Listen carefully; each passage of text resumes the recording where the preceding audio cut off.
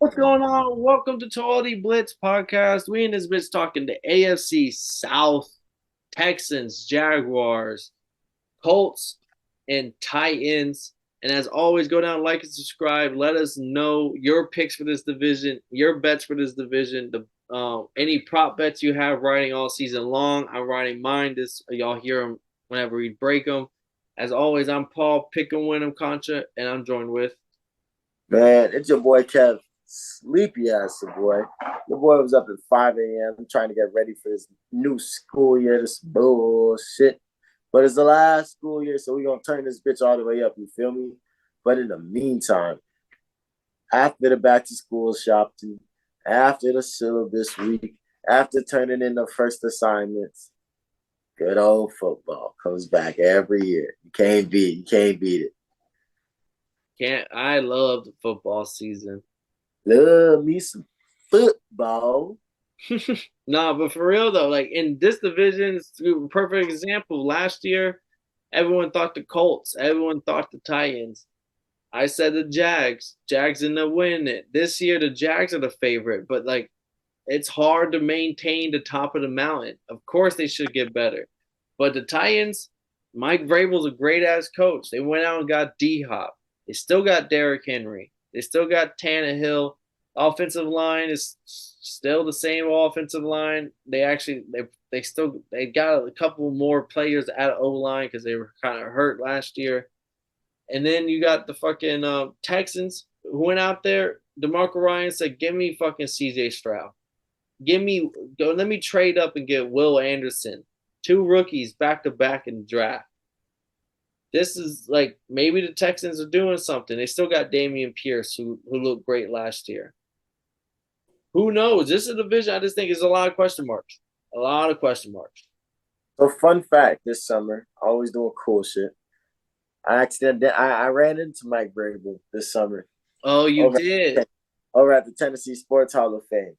So if you ever see me just sound a little biased, I'm just saying, like Mike Vrabel asked me what program I am in school and what school I go to. I'm just saying, keep for the people.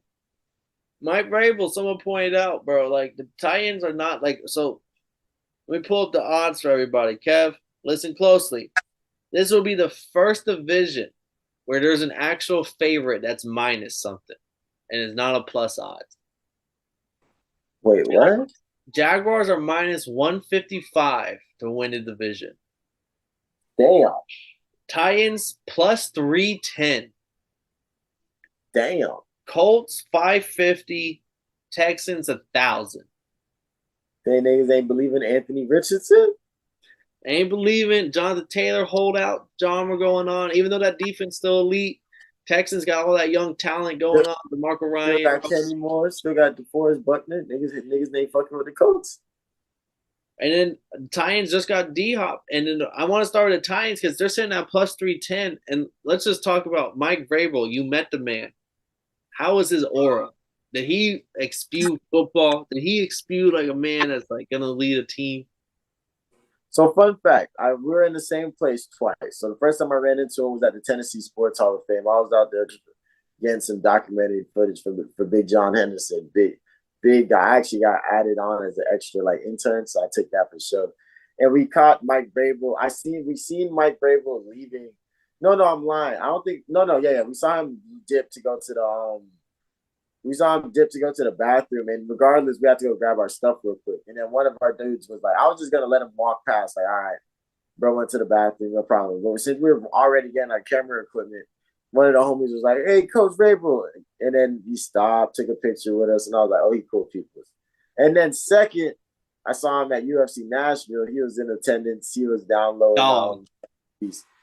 So he brought the section of. He had an aura of, "I'm him. I'm him." He definitely had an aura of "I'm him," but it's like he just seemed like he's ready for whatever. And like I'm also technically part of the media, so he also talked to me as if I was part of the media as well. So last So year, no, I just want to bring up. So I'm happy you said that because I want to bring up his record as a coach of the Titans. Last year they went 7-9, or 7-10, or 8-9. They went below 500. Year before, 12 and 11-5, and then 9-8. are 9-7, 9-7. I've been forgetting because now everything's 17 games and before it was 16. But winning records every season outside of last year. And of course, the defense was better in the previous years than it was last year, but it's Mike fucking Vrabel. Like this guy was winning games when no one gave a fuck about the Titans.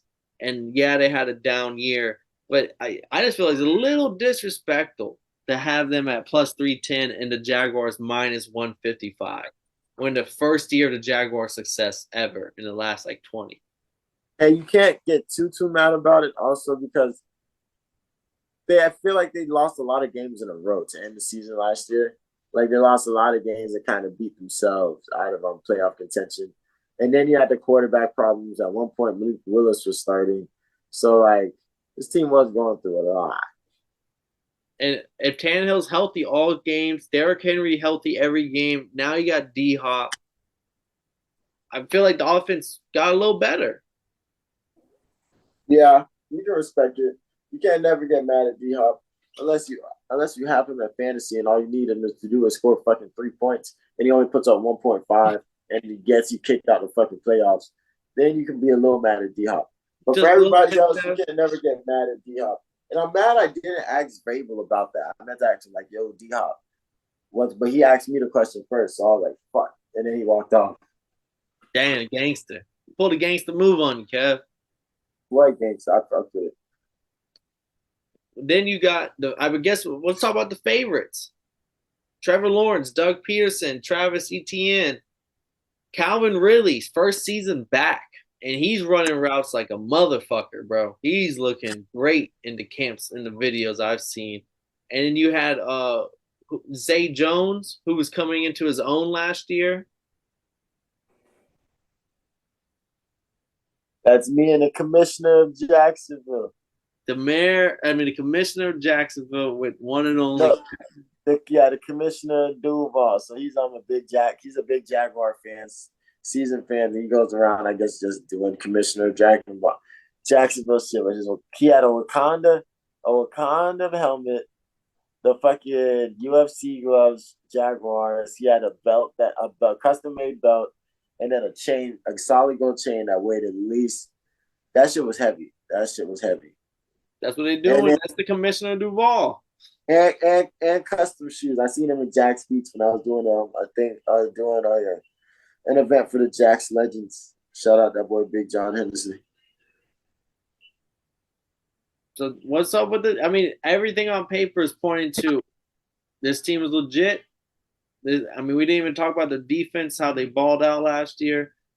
They got their own Josh Allen. They got Devin Lloyd out of Utah who's just balling. Like somebody on this podcast might have called that. Devin Lloyd, my favorite linebacker in that draft. Second round, great draft pick. They still got Calvin. They got Calvin Ridley now and Christian Kirk, who when I broke down my pick on them, I was like, they didn't go out and get A+ players. They got B-, B+ players.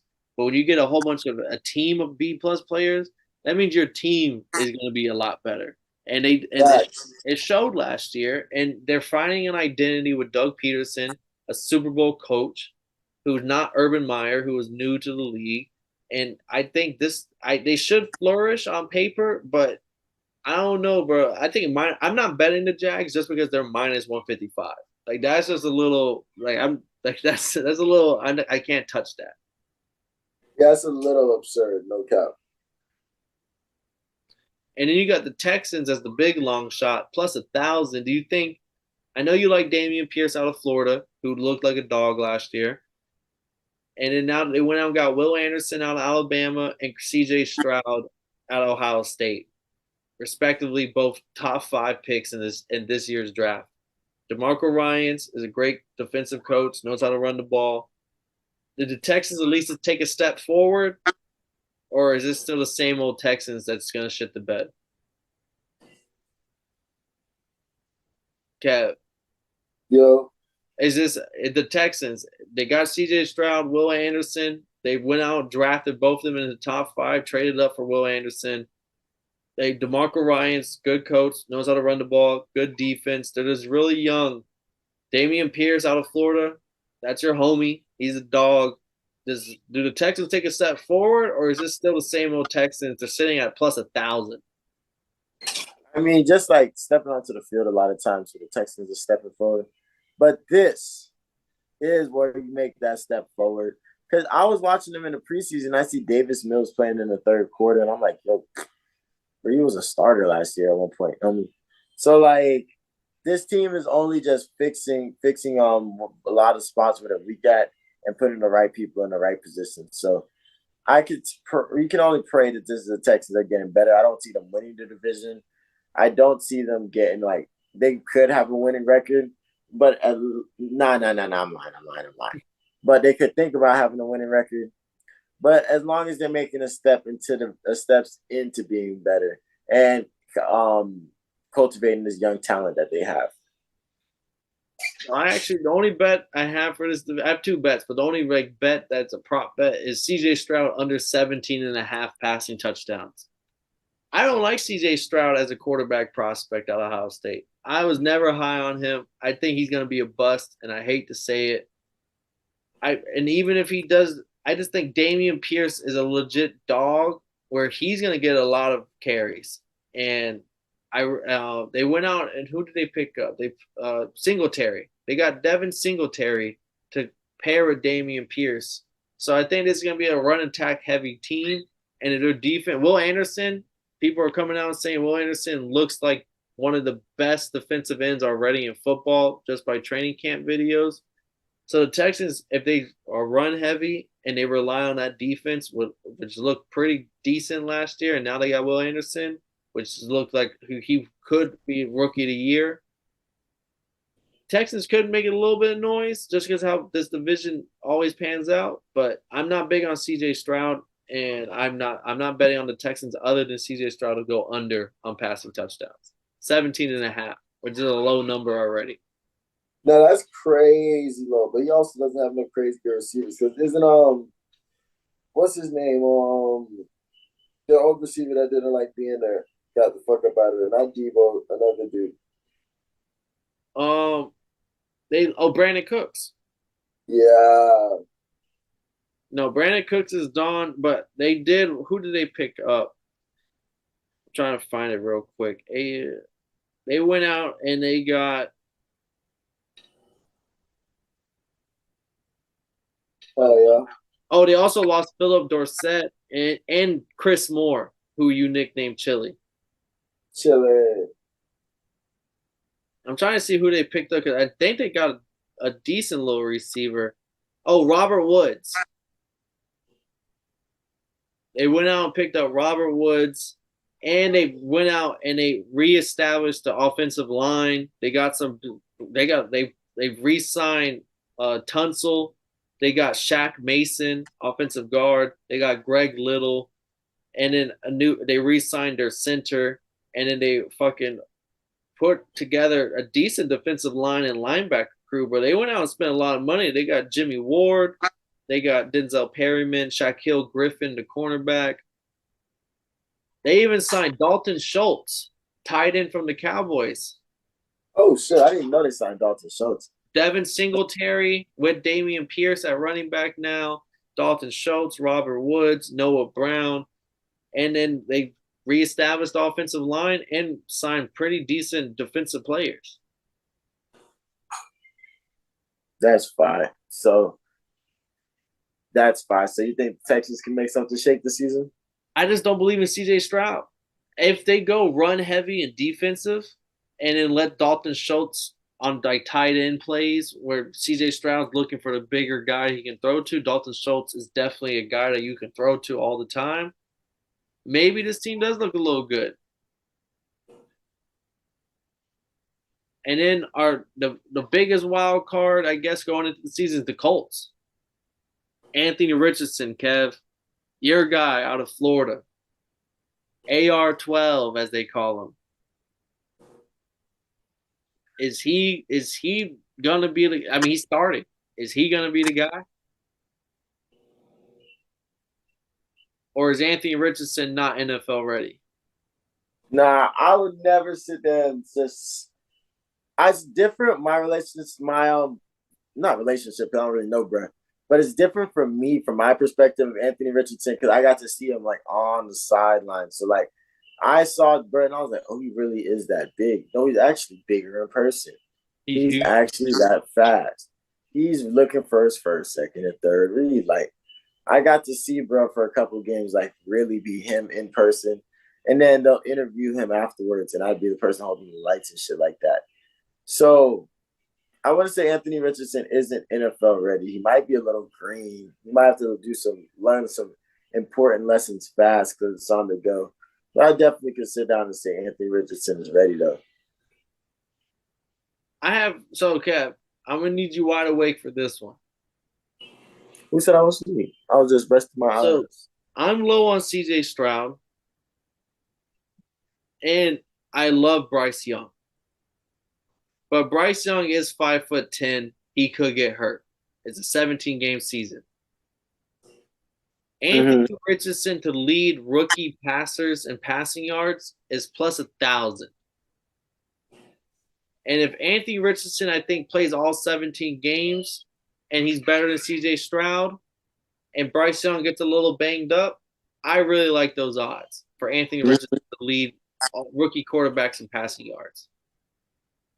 Hmm. Because he's still got Michael Pittman and you got Alec Pierce going into his second year. How do you see the Colts season playing out, though? I mean, I think this is going to be a season where, I mean, they have new coaches. They kind of like revamped a lot of shit. They got the new quarterback.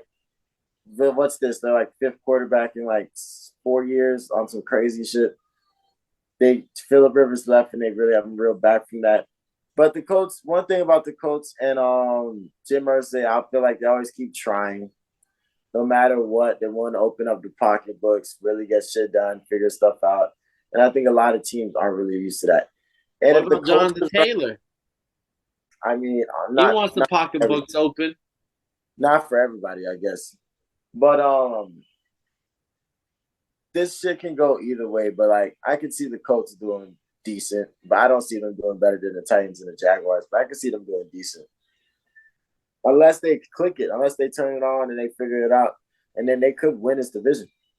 If Anthony Richardson is him, that's a potential. The defense is legit. All I know is Anthony Richardson is humble as fuck. So if he if he's sitting in that bitch just watching film and getting right 24/7, oh If the defense is still elite and the offensive line's healthier and Jonathan Taylor comes back and it's an RPO offense with Anthony Richardson and Jonathan Taylor and then Michael Pittman and Alec Pierce, that is a potential. And it all depends on if Anthony Richardson, because rookie quarterbacks like to use their legs just because they can't make the reads as quick as possible. And he is at the combine, he set all the records. really? He was the best quarterback. Like, I'm not talking about how they did in NFL, but when it comes to quarterback prospects, athleticism at combines, he was the best athletic quarterback ever to come out of the combine. Nice. With Michael Vick, with Cam Newton, with Lamar Jackson, because I believe it, bro. Is him.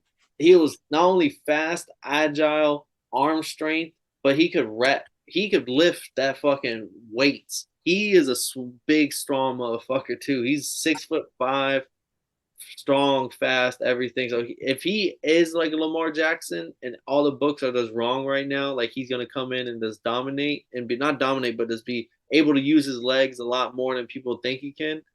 I think Oh this is yeah. interesting, but I still think if he's healthy and he's able to use his legs and he gets Michael Pittman on one-on-ones, give me him plus 1,000 odds to lead all rookie quarterbacks in passing yards. Yeah. Damn. You giving him?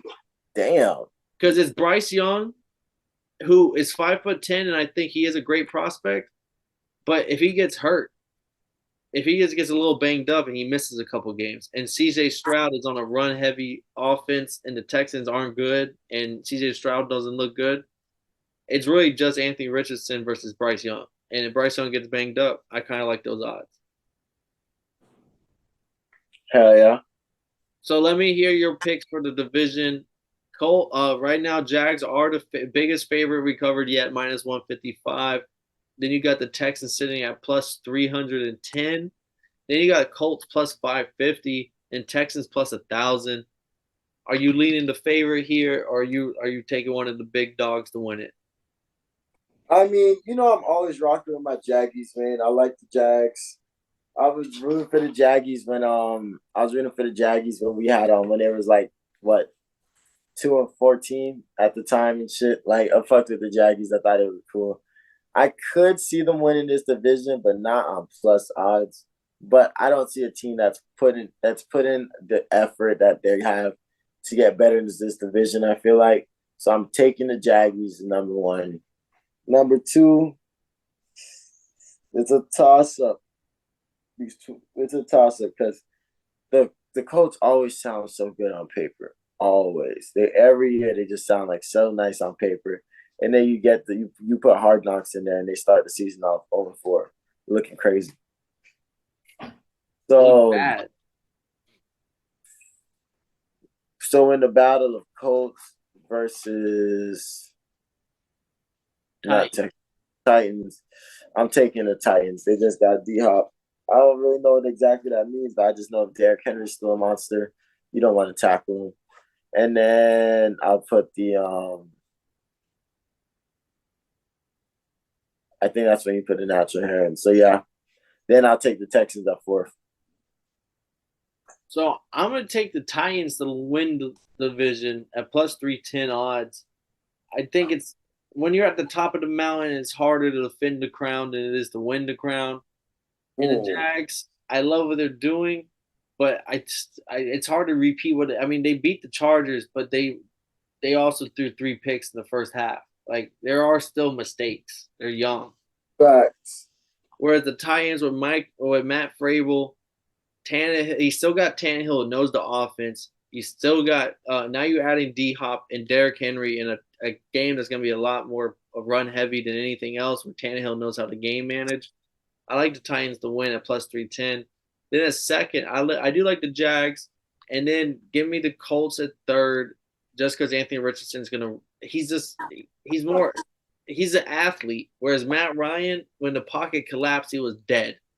Anthony Richardson, I think mobile ability is going to be able to win some games. And I do like DeMarco Ryan and the defense he's getting set up over there in the Texans. And I love Dameon Pierce and adding Singletary as a second back with him. But I don't believe in CJ Stroud, even with the additions of Dalton Schultz and Robert Woods. I don't think it'll be enough. So I just think the Texans are going to do enough to look better, but they're not going to make any big noise in this division. So Facts. I could agree with that. So yeah, give me that's my final. Give me the Titans. Cap got the Jags, and then y'all heard the rest from there. Go down in the comments and let us know your picks for the AFC South, which is another dirty division on the AFC side. As always, this has been Totally Blitz Podcast. I'm Paul Pickham Winham Concha. I was joined with Kevin Waterboy Savoy. And if y'all didn't know, well now y'all know, motherfuckers.